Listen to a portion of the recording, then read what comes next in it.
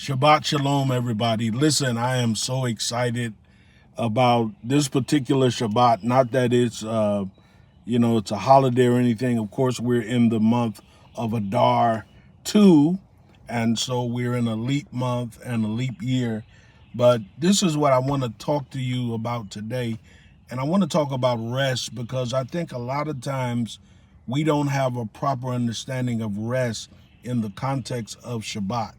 And I know that there's different definitions according to culture, language, and such. And so we often think of rest as being inactive or being in a place of repose, not doing anything. But I wanna talk about rest from the Hebrew word manuha. And this particular word for rest, it's in Genesis. I'm sorry I don't remember the passage, but this particular rest, and this is associated with Shabbat. So today, even though I'm keeping Shabbat, I'm working because I've had a very active week, and there were some things that I needed to do, and there's still some things that I need to do. There's a dream that I need to complete and get to a prophetic dreamer who supports our ministry. And so when I look at the Hebrew word manuha, it really means to walk in wisdom, or it means to apply wisdom.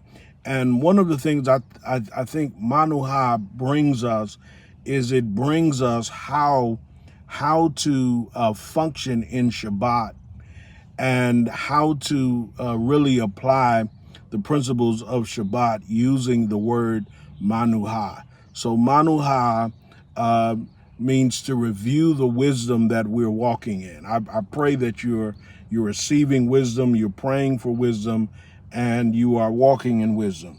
Then also, manuha means to look at the seeds that you are sowing and look at the seeds that are growing. Okay, unfortunately, a lot of us sow seeds in ground where the seeds don't grow, but look at the seeds that you're planting. I'm looking at the seeds I'm sowing in both my ministry, actually in my relationships, in then the ministry, and then in my business.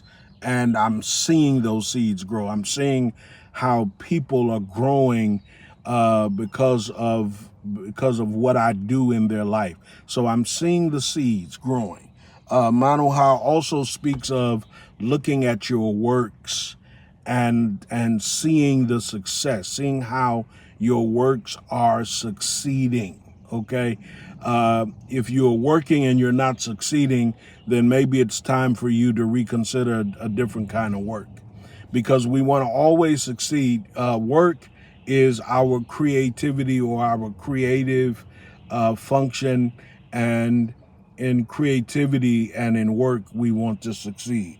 Lastly, we want to look at the revelation we're receiving, because I believe when the Lord sees us resting, he will release revelation onto us, and then the revelation changes our life. Be changed by the revelation that you're receiving, and enjoy the rest of the Lord. Shalom.